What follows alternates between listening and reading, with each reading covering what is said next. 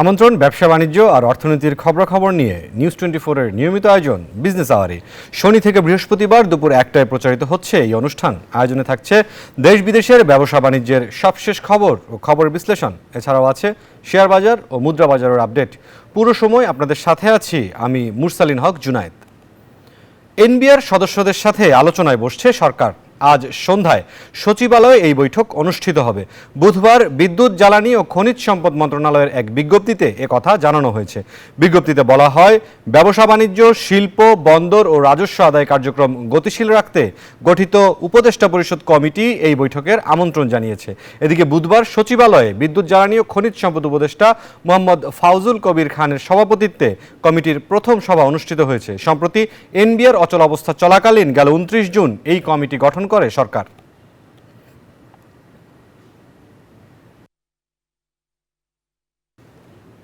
16টি পেশায় জাপানে চাকরির সুযোগ থাকলেও ভাষা ও দক্ষতার অভাবে এই প্রতিযোগিতায় পিছিয়ে বাংলাদেশ। তাই জাপানের চাহিদা অনুযায়ী কর্মীদের দক্ষ হওয়ার আহ্বান জানিয়েছেন প্রবাসী কল্যাণ ও বৈদেশিক কর্মসংস্থান উপদেষ্টা ডক্টর আসিফ নজরুল। বুধবার রাজধানীতে এক সেমিনারে তিনি আরও বলেন, বিদেশে উচ্চশিক্ষা নেয়ার জন্য ঋণ নেয়ার কথাও ভাবছে অন্তর্বর্তী সরকার। বিদেশি কর্মী নিয়োগে দরজা খুলে দিয়েছে জাপান সরকার। জনসংখ্যা হ্রাস এবং বয়স্ক জনগোষ্ঠীর কারণে দেশটিতে বর্তমানে জনবলের ব্যাপক চাহিদা রয়েছে। স্বাস্থ্যসেবা, কারিগরি, কৃষি উৎপাদন, নির্মাণ খাত, হোটেল এবং নার্সিং সহ 16টি পেশায় প্রায় 8 লাখ বিদেশি কর্মী নিয়োগের সুযোগ রয়েছে জাপানে। এই সুযোগ কাজে লাগিয়ে ভিয়েতনাম ও মায়ানমার বছরে প্রায় 10 গুণ বেশি কর্মী পাঠালেও এই প্রতিযোগিতায় পিছিয়ে আছে বাংলাদেশ। রাজধানীতে জাপানের নতুন শ্রম বাজারে কর্মী প্রেরণের সম্ভাবনা ও চ্যালেঞ্জ শীর্ষক সেমিনারে উঠে আসে এমন তথ্য।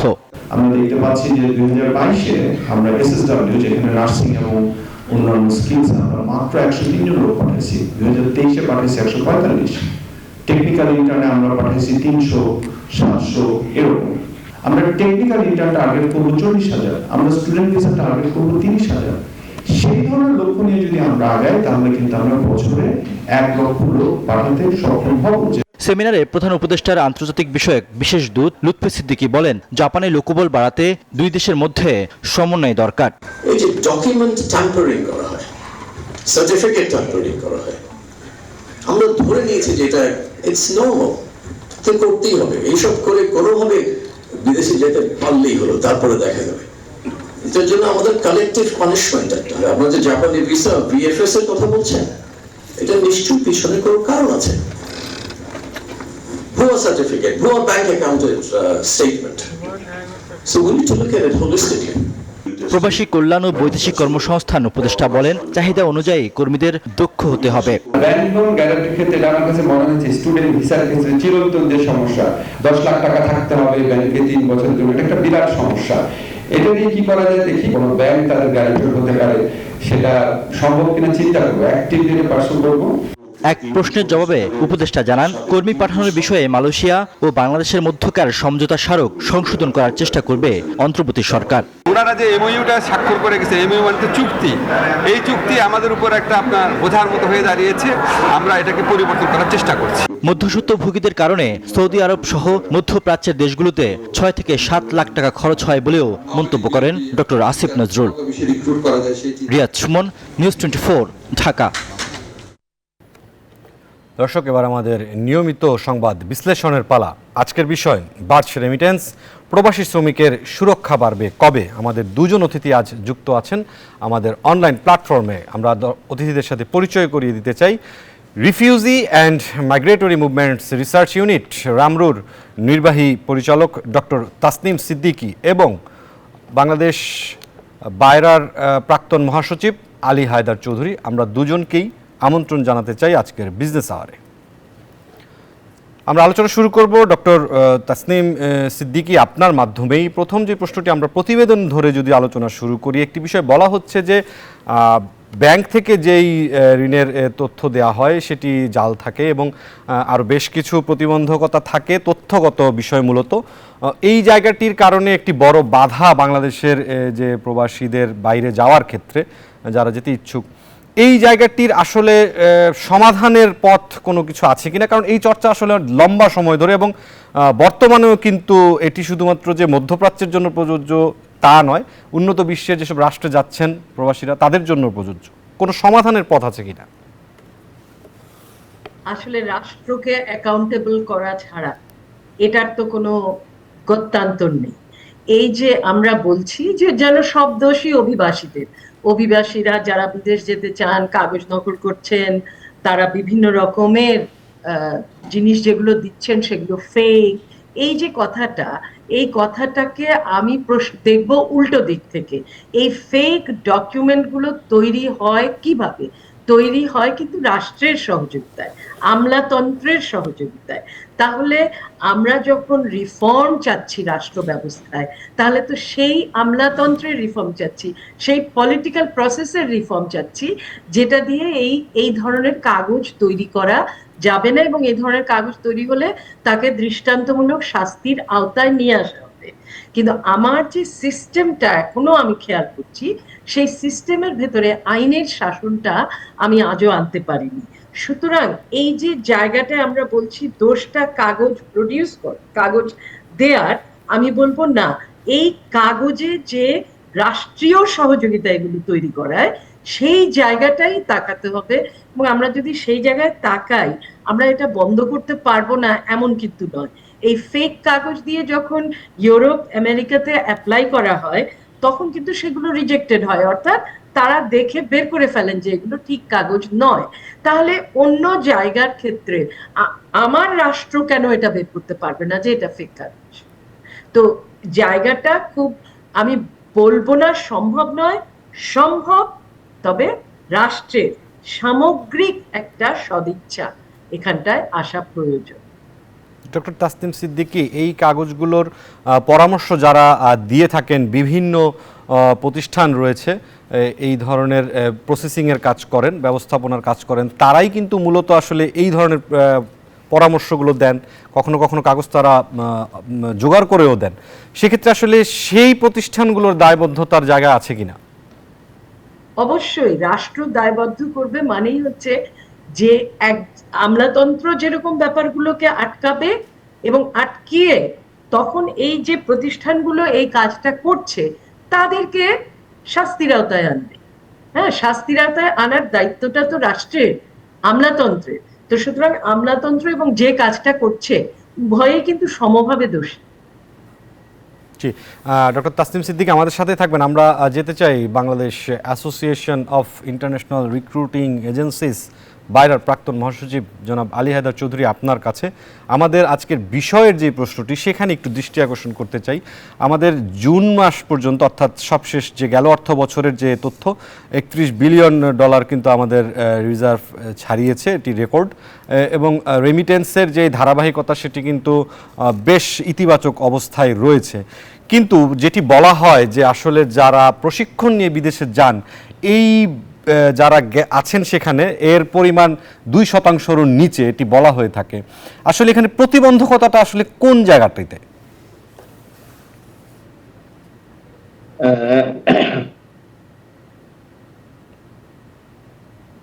আমি আমার একটু ফোনে একটু ডিস্টার্ব করতেছিল, প্রশ্নটা কি আবার একটু রিপিট করবেন? জি জনাব আলী হায়দার চৌধুরী, আমি আপনাকে প্রশ্নটি আবারও করছি। সবশেষ অর্থ বছর অর্থাৎ গেল অর্থ বছরের প্রতিবেদন অনুযায়ী বাংলাদেশ ব্যাংক জানিয়েছে যে রিজার্ভ $31 বিলিয়ন ছাড়িয়েছে, যেখানে রেমিটেন্সের ভূমিকা একটি অত্যন্ত ইতিবাচক অবস্থায় রয়েছে। কিন্তু বিপরীতে প্রবাসী শ্রমিক হিসেবে যারা যাচ্ছেন তাদের প্রশিক্ষণের যে পরিমাণ সেটি দেখা যাচ্ছে যে প্রায় 2%-র মতো। সেই জায়গাটিতে আমরা ফিরব। আমাদের যে সংবাদ বিশ্লেষণের বিষয় ছিল সেখানে যাব। বাড়ছে রেমিটেন্স, প্রবাসী শ্রমিকদের মান বাড়বে করবে। আমাদের সাথে যুক্ত আছেন দুজন অতিথি। আমরা যাব বাইরার প্রাক্তন মহাসচিব আলী হায়দার চৌধুরীর কাছে। জনাব আলী হায়দার চৌধুরী, প্রশ্নটি কি আমাকে আরেকবার বলতে হবে কিনা, আপনি যদি সহযোগিতা করেন। আপনি কি সার্টিফিকেশনের বিষয়ে জানতে চাচ্ছেন? তো প্রশিক্ষণের ব্যাপারটি জানতে চাচ্ছিলাম। প্রশিক্ষণের ব্যাপারটা হচ্ছে, আমি আমার দীর্ঘদিনের অভিজ্ঞতা আমি যতটুকু শেয়ার করতে পারতেছি, প্রথমে আমি ধন্যবাদ জানাতে তসলিমা আপাকে এবং যারা আমাকে শুনছেন। এবং নিউজ 24-কে আমি ধন্যবাদ জানাতে চাই। একটা গুরুত্বপূর্ণ বিষয়ে আজকে আপনারা উত্থাপন করেছেন। আমরা হচ্ছে সেন্ডিং যে যারা সার্ভিস দিয়ে থাকি, এখন আমাদের কাছে আমরা নিড বেসড ট্রেনিংটা দিয়ে থাকি। আমাদের দেশের চাহিদা অনুযায়ী, এমপ্লয়ারের চাহিদা অনুযায়ী তাদেরকে নিয়োগ দিয়ে থাকি, রিক্রুট করে থাকি, সিলেকশন করে থাকি, প্রসেস করে থাকি। এখানে তসলিমা অনেকগুলো বাস্তব প্রেক্ষাপটটা তুলে ধরেছেন। আমি শুধু একটু ওনার সাথে সাপ্লিমেন্ট এইটুকু করতে চাচ্ছি। এখানে মার্কেট টু মার্কেটের মধ্যে অনেকগুলো ভিন্নতা আছে। আপনি ট্রেডিশনাল মার্কেটগুলোর মধ্যে, ট্রেডিশনাল মার্কেট বলতে আমি মধ্যপ্রাচ্য ভিত্তিক যেসব মার্কেটগুলো আছে, কিংবা আপনি এখন আরো দু একটা মার্কেট, মালয়েশিয়া মার্কেট বলেন, এই জাতীয় মার্কেটগুলো, এগুলোকে ট্রেডিশনাল মার্কেট বলি আমরা। এই মার্কেটগুলোতে আমাদের প্রক্রিয়া হচ্ছে একরকম। আর কালকের যে আলোচনাটা, যেটা আপনি সেমিনার হয়েছে জাপান, ইউরোপ, এইসব মার্কেটগুলো ধরতে গেলে আমাদেরকে ঠিক তাদের নিড বেসড ট্রেনিংটা দিতে হবে। অর্থাৎ তাদের ডিমান্ড, চাহিদাকে টার্গেট করে আমাদেরকে আমাদের সাপ্লাই চেইনটাকে আমাদেরকে উপযুক্ত করে তুলতে হবে। আজকে পৃথিবী জোড়া যে চাহিদা, এটা যে দক্ষতা, দক্ষ কর্মী, ইভেন একটা শ্রমিকেরও একটা দক্ষতা দরকার, একটা লেবার, জেনারেল লেবার, তার বডি ল্যাঙ্গুয়েজ, তার মুভমেন্ট, তার ওয়ে অফ টকিং, তার ফিটনেস, এটাও একটা আপনার সার্টিফিকেশনের একটা দরকার হয়ে পড়ে সিলেকশন পদ্ধতিতে।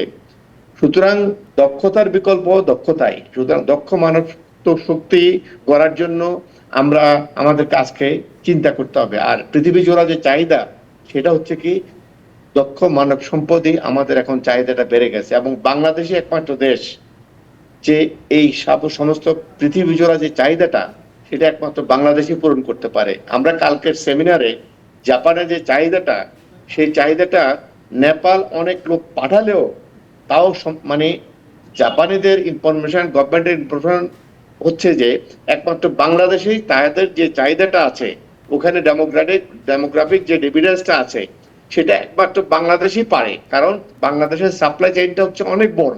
শুধু দরকার হচ্ছে আমাদের তাদের চাহিদা অনুযায়ী আমাদের কর্মীকে দক্ষ করে তোলা। সেই প্রসেসটা যখন জাপানের সাথে আমাদের দীর্ঘদিন আগে চুক্তি হয়েছিল, আমরা কিন্তু তখন থেকে আমাদেরকে তৈরি করিনি। কারণ এখানে N4 ল্যাঙ্গুয়েজ দরকার না N5 দরকার। কেউ বলে N5 এ আমি পাঠাতে পারবো, কেউ বলে N4 এ পাঠাতে পারবো। কিন্তু কালকে আমাদের বিষয়গুলোকে ক্লিয়ার হয়ে গেছে যে আমাদের টোটাল প্রসেসিং পদ্ধতিটা কি হবে, এবং বিভিন্ন অর্গানাইজেশন এটা নিয়ে কাজ করছে। আমি মনে করি ফ্রম নাও অন আমরা যদি জাপানে আমাদের কর্মী পাঠাতে চাই, এবং জাপানের ওয়েজেস হচ্ছে অনেক বেশি, এবং ওখানে আমাদের একটা মানুষ যখন, আমাদের একটা কর্মী যখন যাবে, তার জীবন পদ্ধতিটাই একটা চেঞ্জ হয়ে যাবে, জীবনের আমূল পরিবর্তন হয়ে যাবে। তার শুধু তার নয়, সমগ্র তার পরিবারেরও একটা আমূল পরিবর্তন হয়ে যাবে। সুতরাং এটা একটা দীর্ঘ প্রক্রিয়া হলেও, কারণ একটা N4 ল্যাঙ্গুয়েজ শিখতে গেলে অন্তত তাকে 6-7 মাস পর্যন্ত N4 ল্যাঙ্গুয়েজটা পর্যন্ত আসতে হয়। সাথে বিসাইড দিস শুধু ল্যাঙ্গুয়েজ শিখলে হবে না, তার চাহিদা যে কনস্ট্রাকশন ফার্মে ল্যাঙ্গুয়েজটাও শিখতে হবে, কনস্ট্রাকশন ইন্ডাস্ট্রি বলেন, আর আপনার ফ্যাক্টরিতে বলেন, কিংবা আপনি কেয়ার গিভার বলেন, মানে হোয়াট এভার ইট ইজ, তাদের ডিমান্ডের যে ইয়েটা, সেই ট্রেনিংটাও তাকে দিতে হবে, ল্যাঙ্গুয়েজ এবং সেই ট্রেনিং রিলেটেড ট্রেনিংটা তাকে দিতে হবে। সুতরাং এই সার্বিক বিষয়গুলোকে আজকে আমাদের সরকারি যে ব্যবস্থাপনা আছে, বিএমইটির যে টিটিসি গুলো আছে, সেগুলো কি আসলে সেই সময়ে উপযুক্ত? সেটা কি সময়ের চাহিদা অনুযায়ী কি আমাদের এই জনশক্তি তৈরি করার মতো সক্ষমতা রাখে? সেখানে কি সেই যে ট্রেনার আছে? নাই। তাহলে আমাদের কি করতে হবে? আমাদের প্রাইভেট পাবলিক পার্টনারশিপের বন্ডিংসটা অনেক সুদৃঢ় করতে হবে। অর্থাৎ এখানে প্রাইভেট সেক্টরকে পার্টনার হিসাবে বিবেচনায় নিয়ে চাহিদার সাথে সম্পৃক্ত করতে হবে। এখন গভর্নমেন্টের একটা ট্রেন্ড দেখা যায়, চাহিদা যখন পায় তারা G2Gর একটা ট্রেন্ডটা তারা এটাকে প্রায়োরিটি দিতে চায়, এতে করেই সেখানে ফেল করে। আমাদের সম্প্রতি কিছু কান্ট্রিগুলো আমরা দেখতে পাচ্ছি, শুধু তারা G2G করতে গিয়ে তাদের চাহিদা অনুযায়ী তারা ফুলফিল করতে পারে না। সুতরাং আমাদের এমন একটা প্রাইভেট সেক্টর রয়ে গেছে তাদেরকে যদি আপনি সিলেকশন পদ্ধতি তাদের নিজেদের যাদের ট্রেনিং সেন্টার আছে সেই ট্রেনিং সেন্টারগুলোকে এই মডিউলের আওতায় নিয়ে আসা যায়, ল্যাঙ্গুয়েজ এবং এই তাদের ডিমান্ড দুইটা চাহিদা অনুযায়ী, এটা সরকারের দায়িত্ব হচ্ছে শুধু নজরদারি করা। সরকারের দায়িত্ব লোক পাঠানো নয়। আমাদের সরকার যেটা করতে চায় তারা ওই বিএমইটি বুয়েসেল এগুলোকে ইনক্লুড করে লোক পাঠানোর একটা প্রক্রিয়া, একটা মানসিকতা তৈরি হয়ে যায়। কিন্তু না, তাদেরকে দেন নজরদারি করতে, যেটা দশটি বাবা দীর্ঘদিন ধরে বলে আসছেন যে উদ্যোক্তা যারা, শিল্প যারা, তাদেরকে আপনি শক্তিশালী করেন, তাদেরকে আপনি সমৃদ্ধশালী করলে পরে, উপযুক্ত করে তুললে পরে তারাই গোটা নেশনটাকে তৈরি করে নিতে পারবে। কারণ আমরাই যতটুকু ক্যাপাসিটি আছে, আমাদের যে আজকে 2500 বা 2800 আমাদের যে রিক্রুটিং এজেন্সি আছে, এদের মধ্য থেকে বেছে বেছে যদি উপযুক্ত কিংবা সবাইকে মিলে সরকার যদি এনে মানে একটা মডিউল তৈরি করে, আমাদের জাপান বলেন, ইটালি বলেন, আমাদের ইটালির সাথে এমইউ হয়েছে, জাপানের সাথে এমইউ হয়েছে, স্পেনের সাথে এমইউ হয়েছে। এখন ওসব দেশের চাহিদা কিন্তু এখন আমাদের দেশে আমরা সংগ্রহ করতে পারিনি। সুতরাং ডিমান্ড নিড বেসড ট্রেনিং গুলো তৈরি করার জন্য সরকারের পৃষ্ঠপোষকতা, আমি একটা কথা এখানে একটু তসলিমা আপার সহযোগিতা নিতে চাই। আপনি এই পর্যন্ত যদি দুঃখের সাথে যদি বলতে হয়, এটা এমন একটা ইন্ডাস্ট্রি, আপনি একটু আগে বললেন যে আমাদের 30 বিলিয়ন আমাদের কন্ট্রিবিউশন, এই যে এই বছর আমাদের 30 বিলিয়ন আমরা কন্ট্রিবিউট করেছি। আপনি বলেন তো $1 সরকার কি আমাদের এই ইন্ডাস্ট্রিতে যারা উদ্যোক্তা আছে তাদেরকে কোনো রকমের কোনো প্রণোদনা দিয়ে সাহায্য করেছেন? আমি একটা ট্রেনিং সেন্টার যদি করতে যাই, আমাকে ব্যাংক লোন দিচ্ছে না। আমি আজকে কোনো দেশের ভিসা লাগাবো, সেই ডলার দরকার হয়, বাংলাদেশ ব্যাংকের পারমিশন নাই। অর্থাৎ এই সেক্টরের কথা আপনারা বলতেছেন 30 বিলিয়ন আপনাকে দিয়েছে, কিন্তু এই সেক্টরকে ডেভেলপ করার জন্য, এই সেক্টরকে শোনার জন্য, এই সেক্টরের রিকোয়ারমেন্ট কি কি আছে, এই সেক্টরকে চলার পথটাকে স্মুথ করার জন্য, সার্বিক মানব সম্পদ তৈরি করার জন্য সরকারের কি কন্ট্রিবিউশন আছে কিনা, আমি এটা তসলিমা আপা ভালো করে বলতে পারবেন। উনি দীর্ঘদিন ধরে এই সেক্টরে নিয়ে কাজ করেন। জনাব আলী হায়দার চৌধুরী, আমরা আপনার কাছে ফিরবো। আরো একটি প্রশ্ন আপনার উত্তর নিতে হবে আমাদের। আমরা তার আগে একটু রামরুর নির্বাহী পরিচালক ডক্টর তাসনিম সিদ্দিকী আপনার কাছে একটু ভিন্ন প্রসঙ্গে জানতে চাই। শুধুমাত্র প্রবাসীদের যে মান উন্নয়ন, দক্ষতা উন্নয়ন এটি তো নয়, প্রবাসী শ্রমিক যারা রয়েছেন তাদের কিন্তু সুরক্ষাও একটি অনেক বড় বিষয়। মধ্যপ্রাচ্যে নারী নিগ্রহিত হওয়ার বেশ বড় বড় ঘটনা আপনাদের মাধ্যমে, গণমাধ্যমে প্রকাশ পেয়েছে। পাশাপাশি যেটি দৃষ্টি আকর্ষণ করছি, আপনার রাশিয়া ইউক্রেন যুদ্ধের সময় বাংলাদেশি সেনা নিহত হওয়ার যে একটি ঘটনা কিন্তু ছিল, যেটি নিয়ে বেশ আলোচনা হয়েছে। এই জায়গাটিতে আপনার দৃষ্টি আকর্ষণ করতে চাই, এই ঘটনাটি আসলে ওয়েটা কিভাবে ছিল, মানে রূপরেখা, পথ চলাটা তাদের কিভাবে হয়েছে? ধন্যবাদ আপনাকে। তবে আমি একটু স্কিলের জায়গায় একটু কথা বলতে চাই। স্কিলের যে বিষয়টা, আমরা জাপান বলি, আমরা ইভেন আমাদের ট্রেডিশনাল দেশগুলো যেগুলো আছে লেবার রিসিভিং, সেই সব জায়গায়ও কিন্তু স্কিল মাইগ্রেশনের প্রয়োজন আছে। তো ওই জায়গাটায় যদি আসে, আমাদের কিন্তু শুধু প্রবাসী কল্যাণ মন্ত্রণালয় এবং আমাদের যে রিক্রুটিং এজেন্সি, শুধু তাদেরকে নিয়ে ভাবলে চলবে না। এটা কিন্তু আমাদের সামগ্রিক শিক্ষা ব্যবস্থাটাকে নিয়ে ভাবতে হবে। আমাদের শিক্ষা ব্যবস্থার ভেতরেই কিন্তু এই যে ল্যাঙ্গুয়েজ স্কিল, এই যে আমরা দীর্ঘদিন ধরে বলে চলেছি মেইন স্ট্রিম এডুকেশনের ভেতরে স্কিলকে ইনকর্পোরেট করলে যেই সার্টিফিকেটটা দিনের শেষে একজন লোক পাচ্ছেন, সেটাই কিন্তু তাকে বিদেশে একটা প্রপার ইয়েতে যাবার সুযোগ করে দেয়। কিন্তু আমাদের শিক্ষা ব্যবস্থাটা এমন রয়েছে, সেখানে ল্যাঙ্গুয়েজ, ইভেন ইংরেজিটাও আমরা ঠিক মতো শেখাচ্ছি না, সেখানে জাপানিজ, কোরিয়ান, আর আরবিক, এই ল্যাঙ্গুয়েজগুলোকে এখন নিয়ে আসতে হবে এবং নিয়ে এসে স্কিল, যেটা মানে আমরা বলছি যে কার্পেন্ট্রি থেকে শুরু করে যে ইলেকট্রিশিয়ান, এই যে স্কিলগুলো, এগুলোকে মেইন স্ট্রিম এডুকেশনের ভেতরে আনতে হবে।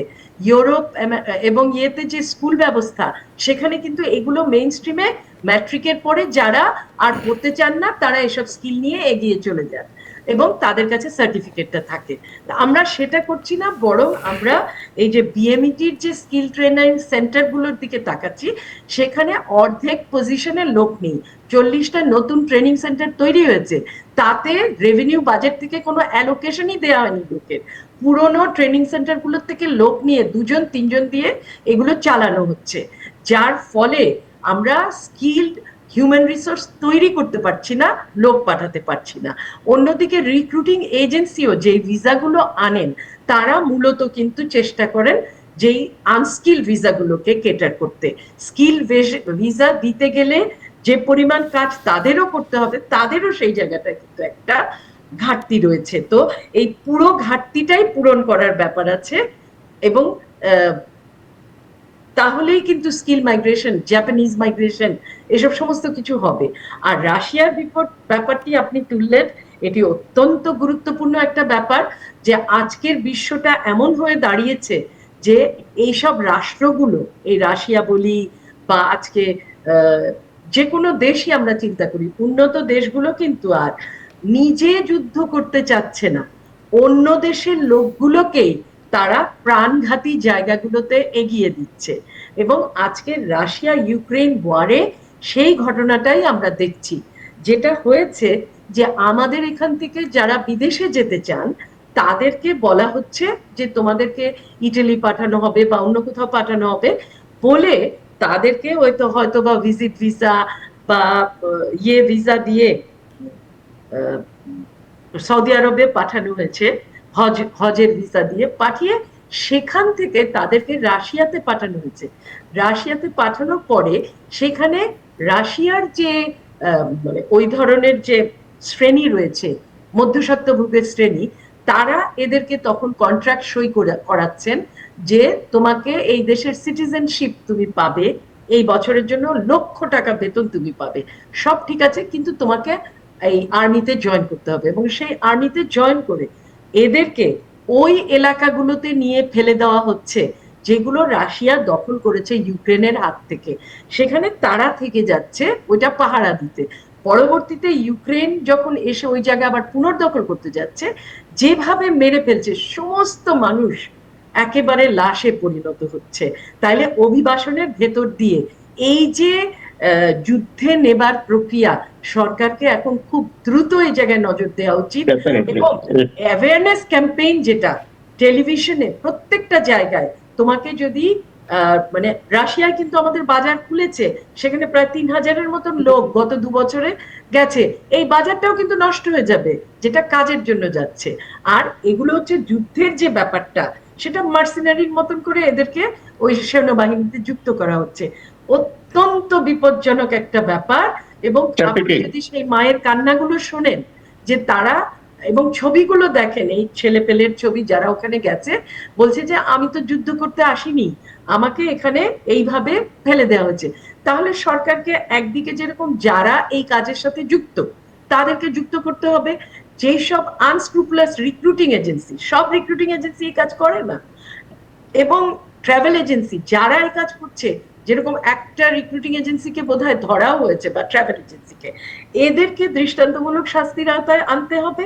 এবং একই সাথে রিক্রুটিং এজেন্সিদের এবং সরকারকে বিশেষভাবে অ্যাওয়ারনেস ক্যাম্পেইনে যেতে হবে যে এইরকম যুদ্ধের পরিস্থিতিতে গেলে লাশ হয়ে ফিরতেও পারবে না, এদের খবর নেই, নিখোঁজ। তো সুতরাং এই জায়গাটা এখন সবার কাজ করা খুব প্রয়োজন। জি, ডক্টর তাসনিম সিদ্দিকী, আপনি থাকবেন আমাদের সাথে। জনাব আলী হায়দার চৌধুরী, খুব সংক্ষেপে, আমাদের আলোচনা শেষ করতে হবে দ্রুত। একটি প্রশ্নের উত্তর জানতে চাই। বাংলাদেশের জন্য উল্লেখযোগ্য শ্রমবাজার একটি দেশ বাংলাদেশকে এজেন্সি ঠিক করে দেওয়ার চেয়েছে, তাদের যে দাবি সেরকমই তারা চেয়েছে, তাদের চাহিদা এজেন্সি ঠিক করে দিতে হবে বাংলাদেশকে তাদের জন্য। এই প্রক্রিয়াটি নিয়ে আসলে আপনি কি বলবেন, খুব সংক্ষেপে যদি বলেন। ডেফিনেটলি এই প্রক্রিয়া নিয়ে তো আসলে আমার কথা বলার কোনো সুযোগ নেই, কারণ এটা হচ্ছে কান্ট্রি টু কান্ট্রি একটা এমইউ হয়েছে। এটা তারাই উত্তর দেবে যারা চুক্তি করেছেন, সমঝোতা চুক্তি করেছেন, এগুলোর উত্তর তারাই প্রপারলি দিতে পারবেন। কারণ ওই সময় আমরা ভয়েস রেজ করেছিলাম, কালকেও আমাদের মাননীয় উপদেষ্টা এই বিষয়টা তুলে ধরেছেন যে এমইউর আওতায়। সুতরাং আর একটা জিনিস আমাকে এখানে বলা প্রয়োজনযোগ্য হবে, আমরা কিন্তু প্রত্যেক রিক্রুটিং এজেন্সি একটা দেশে কিন্তু সবাই কাজ করতে পারি না। আমার সিঙ্গাপুরের সীমাবদ্ধতা আছে, আমার সৌদি আরবে কিন্তু সীমাবদ্ধতা আছে, আমার জর্ডানের সীমাবদ্ধতা আছে, মরিশাসের সীমাবদ্ধতা আছে, আমরা সবাই কিন্তু কাজ করতে পারি না। সুতরাং এখানে কোনো কান্ট্রি চাই না আমাদের 2800 বা 2900 বা 3000 ঘুমরি খেয়ে কোনো মার্কেটটা করুক।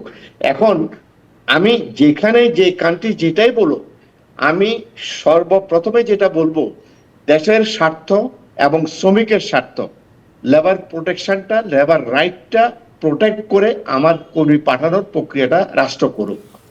আর এমইউ যেভাবে করুক সেটা দেশের স্বার্থ সংরক্ষণ করে করুক, শ্রমিকের স্বার্থ সংরক্ষণ করে করুক, শ্রমিকেরা যাতে তাদের ন্যায্য হিস্সাটা পায় এবং তাদের প্রপার প্রোটেকশনটা পায়, কারণ তারাই আমাদের ভাই, তারা আমাদের দিচ্ছে। সুতরাং আমি পাঠালাম আর একজন পাঠালো, এটা ইম্যাটেরিয়াল, এটা কোনো বিষয় নয়। জি, জনাব আলী হায়দার চৌধুরী, আপনাকে অসংখ্য ধন্যবাদ। ডক্টর তাসনিম সিদ্দিকী, আপনাকে অসংখ্য ধন্যবাদ আজকের বিজনেস আওয়ারে যুক্ত হওয়ার জন্য। ধন্যবাদ। দেশের বিভিন্ন রাজনৈতিক দলের বিরোধিতার পরও চট্টগ্রাম বন্দরের নিউ মুরিং কন্টেইনার টার্মিনালের ব্যবস্থাপনার দায়িত্ব দুবাই ভিত্তিক আমেরিকান কোম্পানি ডিপি ওয়ার্ল্ডকেই দিতে যাচ্ছে সরকার। সচিবালয়ের নৌ মন্ত্রণালয়ের উপদেষ্টা ব্রিগেডিয়ার শাখাত হোসেন জানান, এর আগে আগামী 6 মাস নৌবাহিনী পরিচালনা করবে এই টার্মিনাল। এদিকে দীর্ঘমেয়াদে এনসিটির দায়িত্ব বিদেশি প্রতিষ্ঠানকে দেয়া হলে তা মেনে নেওয়া হবে না বলে জানিয়েছে বন্দরের কয়েকটি অ্যাসোসিয়েশন। চট্টগ্রাম বন্দরের নিউ মুরিং কন্টেইনার টার্মিনালের ব্যবস্থাপনার দায়িত্ব বিদেশি কোনো প্রতিষ্ঠানকে দেওয়া হবে, এমন সিদ্ধান্তের বিরোধিতা করে আসছে বিভিন্ন সামাজিক ও রাজনৈতিক সংগঠন। তা উপেক্ষা করেই এনসিটির ব্যবস্থাপনার দায়িত্ব দুবাই ভিত্তিক আমেরিকান কোম্পানি ডিপি ওয়ার্ল্ডকেই দিতে যাচ্ছে সরকার। টার্মিনালটি পরিচালনায় থাকা সাইফ পাওয়ারটেকের সাথে সরকারের চুক্তি শেষ হবে 7 জুলাই। এরপর আগামী 6 মাস বন্দর পরিচালনা করবে নৌবাহিনী। তারপর দীর্ঘমেয়াদে দায়িত্ব দেওয়া হবে ডিপি ওয়ার্ল্ডকে। বুধবার সচিবালয় এমন তথ্য জানান নৌ উপদেষ্টা ব্রিগেডিয়ার শাখাওয়াত হোসেন। বন্দর চেয়ারম্যান জানান, এই প্রতিষ্ঠানকে দেয়া হলে বন্দরের সক্ষমতা বাড়বে। যদি বাইরের লোক ইন্টারন্যাশনালি আসতে চায়, সে যদি ইনভেস্ট করতে চায়, তাহলে কি আমি তাকে দিতে পারবো না? এটা কি পোর্ট দিয়ে দেওয়া হয়েছে? পোর্ট অথরিটি পোর্টের কাছে আছে, এটা হচ্ছে অপারেশন। আমি যেমন নেভিকে দিলাম আজকে অপারেশন, কালকে নেভি না থাকলে আরেকজনকে দিতে হবে। ডিপি ওয়ার্ল্ডের সাথে আমাদের গভর্নমেন্টের একটা G2G, মানে দুই দেশের মধ্যে একটা কন্ট্রাক্ট আগে থেকে আছে। আমরা যখন ওনাদের সাথে কন্ট্রাক্টে যাব, তখন ওনারা আমাদেরকে আপফ্রন্ট মানি বলে বা সাইনিং মানি, এটা একটা বড় ধরনের একটা অ্যামাউন্ট আমাদের কাছে আসবে ফরেন কারেন্সি।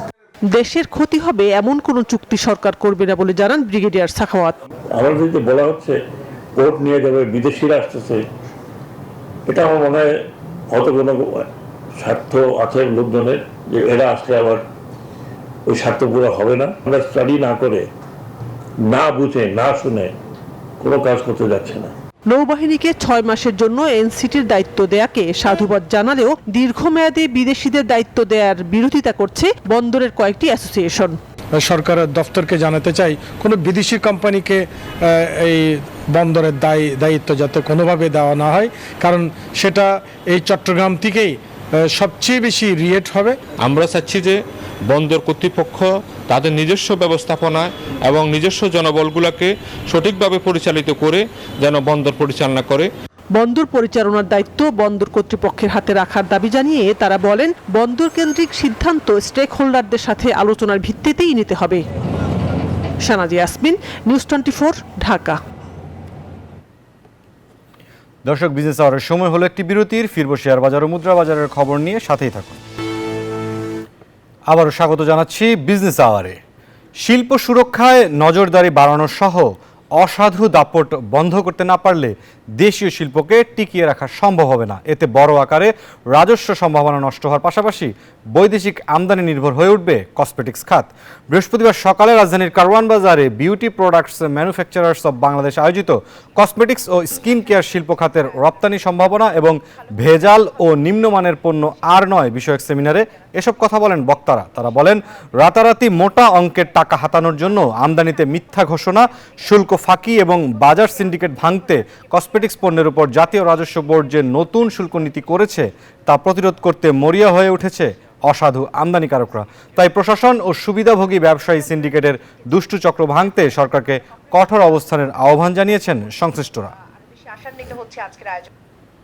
আপনারা যদি কসমেটিক্সের মার্কেটে যেতে চান, গ্লোবাল মার্কেটে, আপনাদেরকে অবশ্যই অন্যের ব্র্যান্ডে প্রোডাক্ট তৈরি করতে। কসমেটিক্স গুলো আপনারা আপনাদের প্রোডাক্টটা তৈরি করবেন। এখন এটা করার জন্য আপনাদের কমপ্লায়েন্ট কিনা ফ্যাক্টরিটা, আপনাদের R&D ডিপার্টমেন্ট কেমন, আপনাদের এডুকেটেড দক্ষ জনশক্তি আছে কিনা, এগুলো আপনাদেরকে প্রমাণ করতে পারলে ওরা ইন্সপেকশন করে তারপরে আপনাকে অর্ডার দিতে পারে।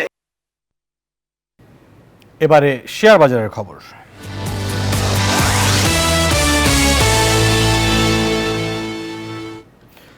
দর্শক, প্রতিদিনের মতোই ঢাকা স্টক এক্সচেঞ্জের ওয়েবসাইটের মাধ্যমে আমরা দেখে নিতে চাই এই মুহূর্তে পুঁজিবাজারের পরিস্থিতি। দর্শক, আমরা দেখতে পাচ্ছি ঊর্ধ্বমুখী প্রবণতার মধ্যে রয়েছে পুঁজিবাজার। ডিএসইএক্স ইন্ডেক্স 29 পয়েন্ট বেড়ে সূচক দাঁড়িয়ে আছে 4894 পয়েন্টে। সরিয়া ভিত্তিক ইন্ডেক্স 1 পয়েন্ট বেড়ে সূচক দাঁড়িয়ে আছে 1067 পয়েন্টে। বিশেষায়িত 30টি কোম্পানির ইন্ডেক্স 15 পয়েন্ট বেড়েছে এবং সূচক দাঁড়িয়ে আছে 1833 পয়েন্টে। এখন পর্যন্ত 359 কোটি টাকার লেনদেন হয়েছে। হাত বদল হওয়া শেয়ার এবং মিউচুয়াল ফান্ড ইউনিটের মধ্যে 164টি কোম্পানির শেয়ারের দাম বেড়েছে, দাম কমেছে 159টি কোম্পানির শেয়ারের দাম, এবং অপরিবর্তিত রয়েছে 73টি কোম্পানির শেয়ারের দাম। আমরা বিদেশি মুদ্রার বিনিময় মূল্য দেখে নিতে চাই। বিদেশি মুদ্রার বিনিময় মূল্যের দিকে তাকালে যে বিষয়টি দেখা যাচ্ছে যে দীর্ঘদিন ধরেই বাজার ব্যবস্থার উপরে ছেড়ে দেওয়ার ফলে ডলারের যে দাম সেটি এখন পর্যন্ত কিন্তু বেশ স্থিতিশীল অবস্থাতেই রয়েছে। মার্কিন ডলার 122 টাকায় কিনে বিক্রি হচ্ছে 123 টাকায়, ইউরো 133 টাকায় কিনে বিক্রি হচ্ছে 138 টাকায়, পাউন্ড 154 টাকায় কিনে বিক্রি হচ্ছে 159 টাকায়, চীনা ইউয়ান 15 টাকা 50 পয়সায় কিনে বিক্রি হচ্ছে 17 টাকা 30 পয়সায়, সৌদি রিয়াল 30 টাকায় কিনে বিক্রি হচ্ছে 32 টাকায়, এবং ভারতীয় রুপি 1 টাকা 38 পয়সায় কিনে বিক্রি হচ্ছে 1 টাকা 45 পয়সায়। আমরা জেনে নিব স্বর্ণের দরদাম। সবচেয়ে ভালো যেই স্বর্ণ 22 ক্যারেটের দেখা গেছে যে দাম এই মুহূর্তে আমি দেখতে পাচ্ছি, 22 ক্যারেটের স্বর্ণ প্রতি ভরি 1,72,125 টাকা, 21 ক্যারেটের স্বর্ণ প্রতি ভরি 1,64,299 টাকা, 18 ক্যারেটের স্বর্ণ প্রতি ভরি 1,40,877 টাকা, এবং সনাতন স্বর্ণ প্রতি ভরি 1,16,488 টাকা। জেনে নিব রূপার দরদাম।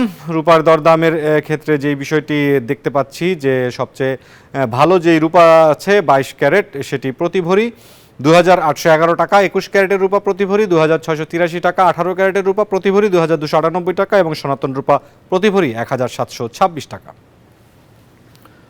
দর্শক, এই ছিল এখন পর্যন্ত আমার কাছে থাকা পুঁজিবাজার, বিদেশি মুদ্রার বিনিময় মূল্য, স্বর্ণ এবং রূপার সবশেষ দরদাম। চলে যাব একটি বিরতিতে, ফিরব দেশ ও বিশ্ব বাণিজ্যের খবর নিয়ে, সাথেই থাকুন।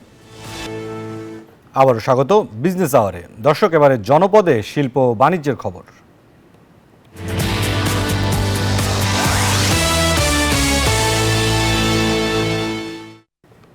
রংপুরের গঙ্গাচড়ায় মুখী কচুর বাম্পার ফলনে হাসি ফুটেছে কৃষকের মুখে। অল্প খরচে অধিক লাভ হওয়ায় আগ্রহ বেড়েছে কৃষকের। পরামর্শ দিয়ে পাশে থাকার কথা জানিয়েছে কৃষি বিভাগ। সুজন আহমেদের পাঠানো তথ্য ও চিত্রের ডেস্ক রিপোর্ট।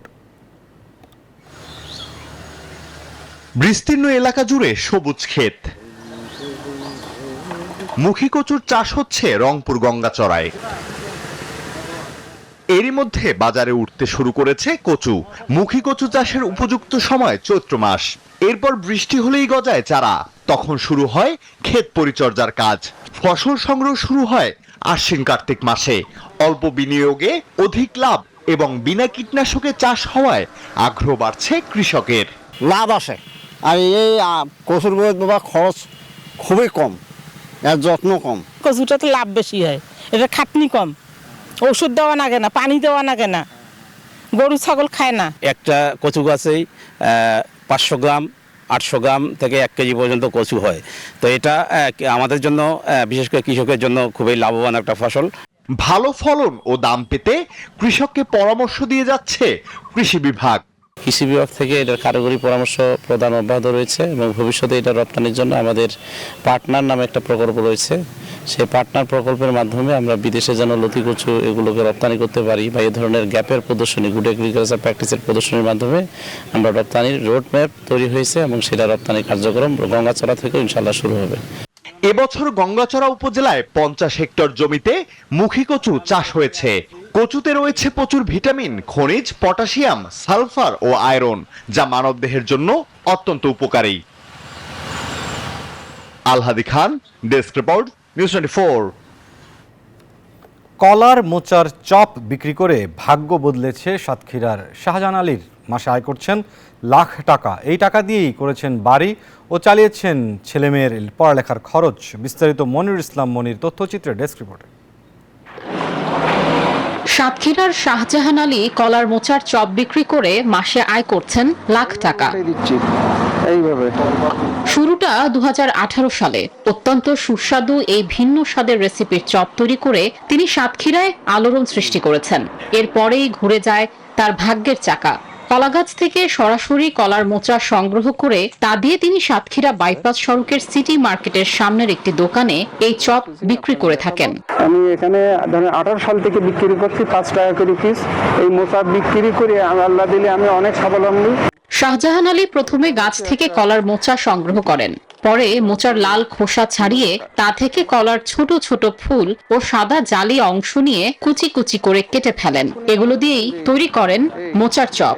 যারা যারা এখানে খেয়েছে তাদের কাছে তারা একবার খেলে আবার ইনশাল্লাহ আসতেই হবে, কেন এই মোচাটা বেশি খেলেও আপনার কোনো পার্শ্ব প্রতিক্রিয়া নেই।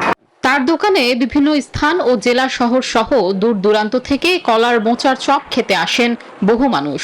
প্রকৃতি থেকে মোচা এনে একেবারে সুন্দরভাবে হাতের কারুকার্য করে উনি এই মোচার চপ তৈরি করেন, অনেক সুন্দর এবং মজাদার। ওইটা স্বাদ সত্যিই অতুলনীয়। প্রতিদিন 3 থেকে 4 হাজার টাকার চপ বিক্রি করে থাকেন শাহজাহান আলী। বিকেল 5টা থেকে রাত 10টা পর্যন্ত তিনি এই চপ বিক্রি করেন। আরেকগুলো ছাড়বো। Desk report, news 24। এবারে বিশ্ব বাণিজ্যের খবর।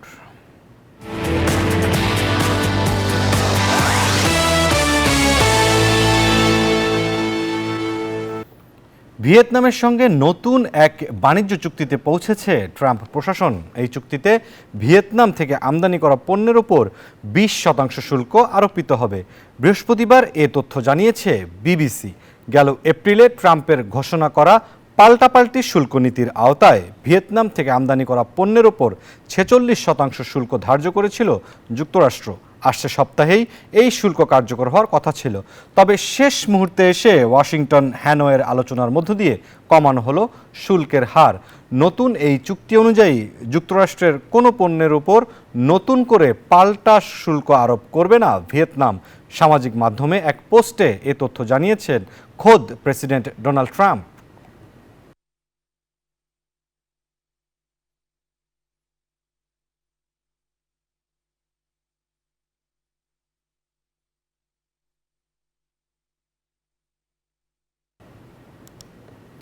সংযুক্ত আরব আমিরাতের অন্যতম বাণিজ্যিক নগরী দুবাই, আর এই শহরেই গড়ে উঠেছে স্বর্ণের এক রাজ্য।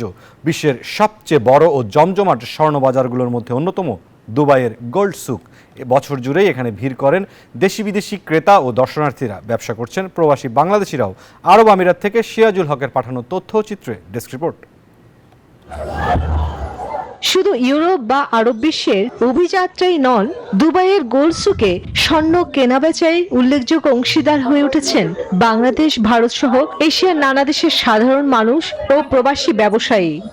সরকার এবং এই দেশের সরকারের কাছে আবেদন জানাচ্ছি এবং এখানে যেন বিষয়টা যেন ট্রান্সফারটা করে দেয়। অন্তত আমরা এখান থেকে যদি কোনো কিছু নেই, টাকাটাও আমাদের বাংলাদেশে যাচ্ছে, রেমিটেন্স গুলা আমাদের বাঙালিরা পাঠাচ্ছে। সম্প্রতি দুবাইয়ের দেইরা অঞ্চলে নতুন একটি জুয়েলারি উদ্বোধন হয়। এ সময় বক্তারা জানান, দক্ষিণ এশিয়ায় ক্রেতাদের তালিকায় ভারত শীর্ষে থাকলেও বাংলাদেশিদের অবস্থানও দ্রুত গুরুত্ব পাচ্ছে। This one our first branch in Dubai, Deira, and we have a partner, Bangladesh partner, Mr. Mamoon, and we opening already before 2 years in Abu Dhabi. This is our second branch.